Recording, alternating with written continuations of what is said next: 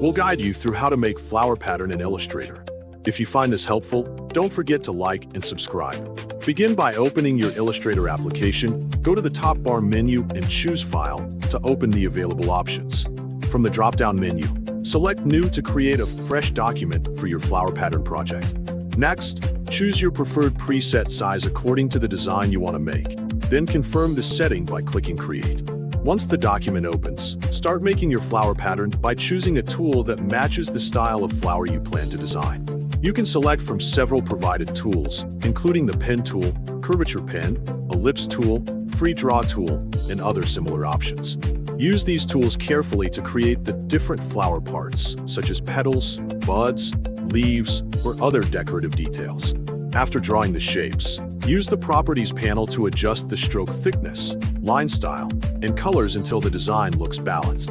Combine different tools together whenever needed so your flower design appears more detailed and creative.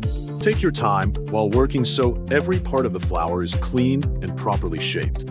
When the flower design is complete, place the finished object in a specific position on the artboard where you want the pattern to begin.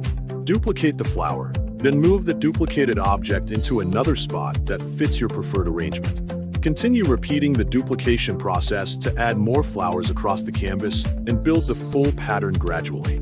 Reposition every object carefully by following the pattern design you want to achieve.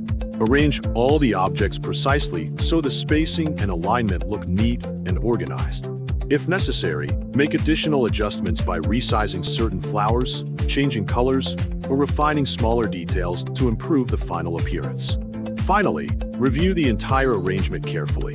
Check that every element looks consistent, and confirm that your flower pattern design is complete.